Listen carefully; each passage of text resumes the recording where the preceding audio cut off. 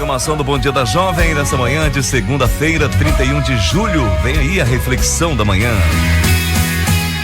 Um toque de adoração no ar. Jovem Gospel FM. Um toque de adoração no ar. 24 horas de louvor e adoração. Jovem Gospel. Pessoal, nossa leitura de hoje, nossa reflexão vai estar em Isaías, capítulo 53, versículos de 1 a 12, né? De muitos de nós que lemos a palavra de Deus, conhecemos um pouquinho desse trecho, né? Da palavra, é sempre dito, principalmente no momento da ceia, né? Em que nós falamos um pouco do sacrifício de Cristo, desse momento tão especial, em que Ele nos trouxe a oportunidade de sermos chamados filhos de Deus. Então vamos refletir nessa mensagem de hoje e vamos entender um pouquinho mais sobre o Cordeiro Mudo, porque Jesus entregou sua vida, pagou um preço sem abrir a sua boca. Quem creu em nossa mensagem e a quem foi revelado o braço do Senhor? Ele cresceu diante dele como um broto tenro e como uma raiz saída de uma terra seca.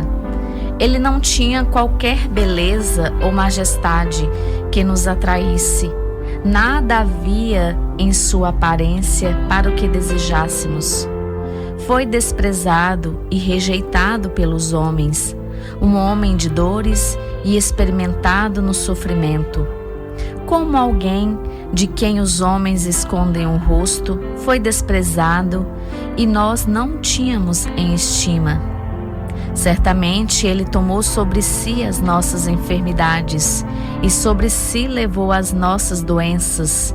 Contudo, nós o consideramos castigado por Deus atingido e afligido. Mas Ele foi traspassado por causa das nossas transgressões, foi esmagado por causa de nossas iniquidades. O castigo que nos trouxe paz estava sobre Ele, e pelas suas feridas fomos curados. Todos nós, como ovelhas, nos desviamos, cada um de nós se voltou para o seu próprio caminho, e o Senhor fez cair sobre Ele a iniquidade de todos nós. Ele foi oprimido e afligido, e contudo não abriu a sua boca. Como um cordeiro foi levado para o matadouro, e como uma ovelha que diante de seus tosqueadores fica calada, ele não abriu a sua boca. Com julgamento opressivo ele foi levado, e quem pode falar dos seus descendentes? Pois ele foi eliminado da terra dos viventes. Por causa da transgressão do meu povo, ele foi golpeado. Foi-lhe dado um túmulo com os ímpios e com os ricos em sua morte. Embora não tivesse cometido nenhuma violência, nem houvesse nenhuma mentira em sua boca. Contudo, foi da vontade do Senhor esmagá-lo e fazê-lo sofrer. E embora o Senhor tenha feito da vida dele uma oferta pela culpa, ele verá sua prole e prolongará seus dias, e a vontade do Senhor prosperará em sua mão. Depois do sofrimento de sua alma, ele verá a luz e ficará satisfeito. Pelo seu conhecimento, meu servo justo justificará muitos e levará a iniquidade deles. Por isso eu lhes darei uma porção entre os grandes, e ele dividirá os despojos com os fortes. Porquanto ele derramou sua vida até a morte e foi contado entre os transgressores. Pois ele levou o pecado de muitos e pelos transgressores intercedeu. A gente lê uma palavra como essa, lê muito rápido, né? A gente passa batido para observar os detalhes desse momento da vida de Cristo. E foi profetizado pelo profeta Isaías, Isaías 53. Se você quiser acompanhar mais, leia mais o trecho. Vá lá para os evangelhos para você conhecer mais um pouco do sofrimento de Cristo, o momento que ele está no jardim do Getsêmani, no momento que foi abandonado pelos seus escolhidos, no momento que ficou sozinho diante dos seus adversários, naquele momento que as pessoas estavam judiando, batendo nele, mas Jesus permaneceu firme no seu propósito, porque ele tinha uma missão a cumprir e cumpriu sem reclamar. Isso nos traz uma certa vergonha na nossa vida, devido a nós reclamarmos de qualquer coisa. Estamos vivendo num mundo com muito conforto, né? Muita facilidade. A internet, tudo rápido. Nós queremos que tudo aconteça num abrir e fechar de olhos muito rápido. Já queremos que os problemas sejam resolvidos e que nós não sofremos mais e passamos tantas dificuldades, porque estamos mal acostumados.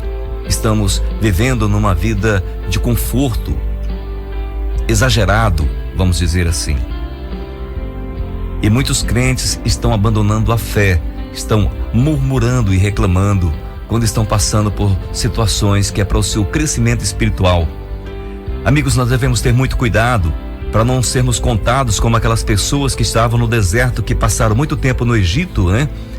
Debaixo do chicote dos egípcios, sofrendo, carregando pedras, passando fome, necessidade, sendo espancados e humilhados, e quando foi libertados pelo Senhor, começaram a murmurar de pequenas coisas, pela sede, pela fome, pelo sol.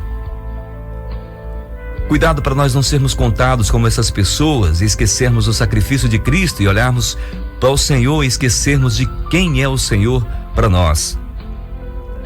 Lá em Números capítulo 14, versículos 26 ao versículo 30, nos diz que disse mais o Senhor a Moisés e a Arão: até quando esta comunidade ímpia se queixará contra mim? Tenho ouvido as queixas desses israelitas murmuradores. Olha só como o Senhor fala, hein? Diga-lhes: juro pelo meu nome, declara o Senhor, que farei a vocês tudo o que me pediram. Cairão neste deserto os cadáveres de todos vocês, de 20 anos para cima, que foram contados no recenseamento e que se queixaram contra mim. Nenhum de vocês entrará na terra que, com mão levantada, jurei dar-lhes para sua habitação, exceto Calebe, filho de Jefoné, e Josué, filho de Num.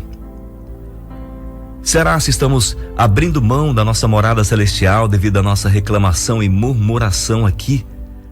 Talvez tenhamos uma missão a ser cumprida e esquecemos quem somos diante do Senhor. Se você se declara um seguidor de Cristo, um cristão, um servo de Deus, você tem que mudar as atitudes e viver como deve ser um servo de Deus. Não é difícil perceber que a leitura bíblica deste dia é uma profecia de Isaías referente ao difícil trajeto que o nosso Senhor Jesus tomou diante dos seus adversários há 2000 anos atrás, rumo ao Gólgota. Diante de todas essas falsas acusações levantadas por seus tosqueadores, os líderes da sinagoga judaica, o nosso Senhor simplesmente não abriu a boca. Mas por que ele não se defendeu? Não estava ele sofrendo injustiça como um inocente? Em Mateus capítulo 27, versículo 4, fala sobre isso.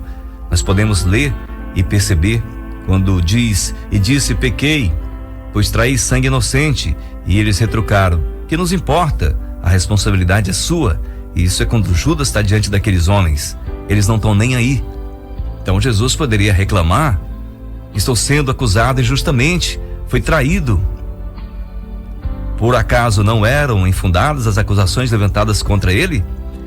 Se até Pilatos sabia que os adversários de Jesus o entregavam por inveja, como está lá em Mateus 27, versículo 18, porque sabia que haviam entregado por inveja.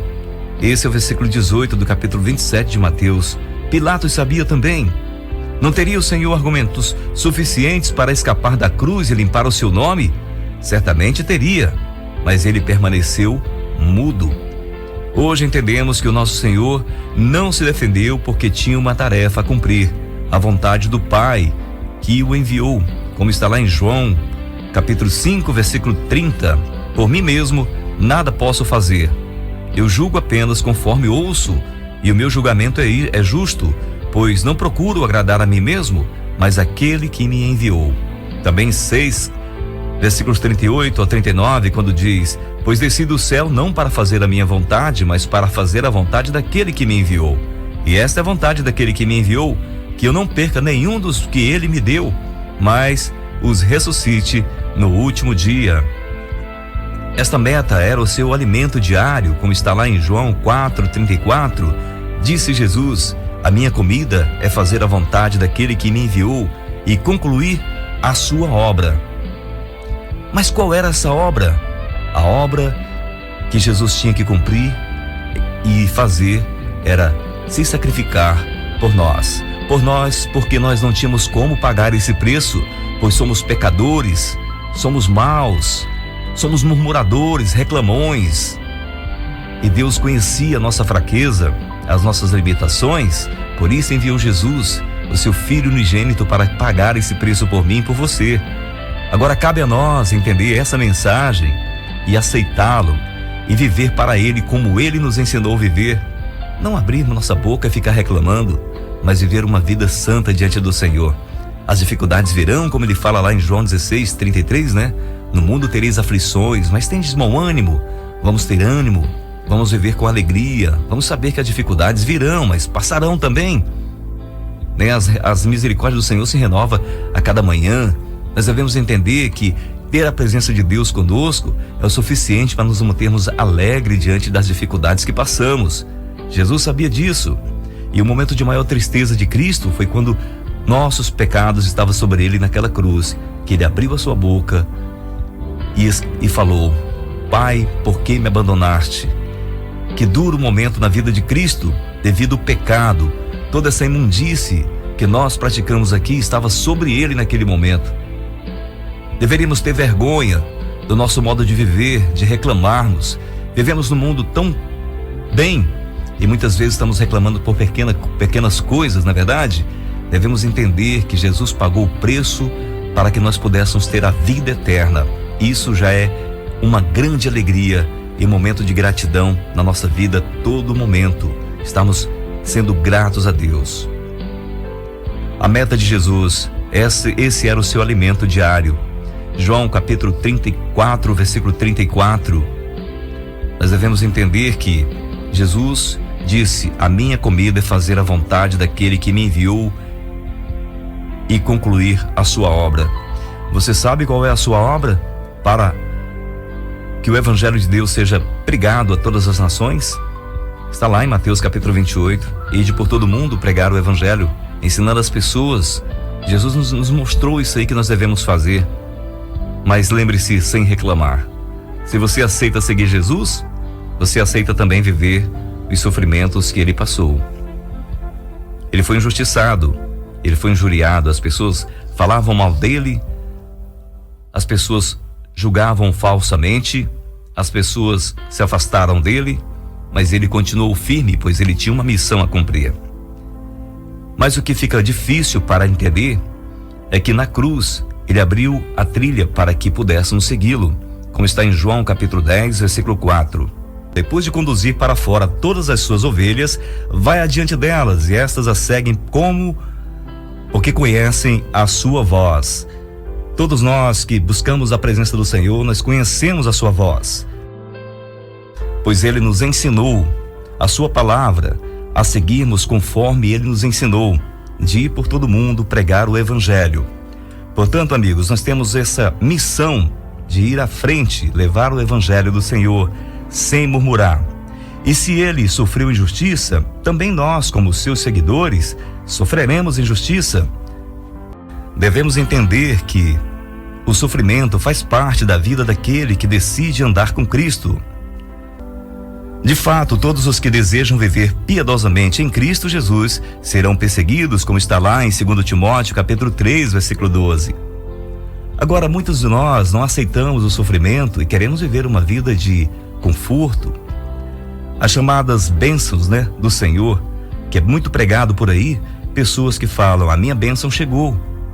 Ah, a minha bênção está chegando. Qual é a sua bênção?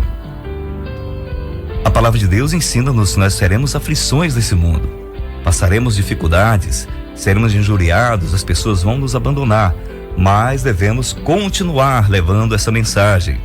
Ao invés de tentar se justificar diante das pessoas, que tal consultar o nosso advogado junto ao Pai, Jesus Cristo? Buscar nele e falar com ele, apresentar, porque ele conhece muito bem ser abandonado, ser julgado falsamente, O Senhor Jesus conhece todas essas coisas. Ele sofreu a maior injustiça que um ser humano poderia sofrer. E ele não sofreu, mas ele venceu. Ele prometeu que nos exaltaria, nos daria a liberdade de viver com Ele no céu. Se você hoje procura ser exaltado, aprenda a se humilhar e aprenda a viver mais calmo diante do Senhor. Esperar nele, porque é melhor ser justo diante de Deus do que ganhar uma guerra. Saber que Deus está no controle da nossa vida e saber que Ele está cuidando de nós no nosso dia a dia é importante para vencermos as nossas dificuldades, sabendo que no passado muitas pessoas deixaram de entrar na terra prometida devido às suas murmurações e reclamações. Mas hoje o Senhor Jesus nos dá o maior exemplo que podemos ter. Sendo julgado falsamente, foi levado à crucificação de morte, morreu, entregou sua vida, ressuscitou no terceiro dia para nos trazer a liberdade e a vida eterna, o maior presente que poderíamos receber. Por isso, nesse momento, a nossa alegria maior é saber que nós podemos confiar em Jesus e saber que Ele está cuidando da gente. As dificuldades virão, mas a alegria maior é saber que Cristo venceu tudo. O que nós estamos passando hoje, nós devemos aprender com Ele e viver como verdadeiros discípulos de Cristo.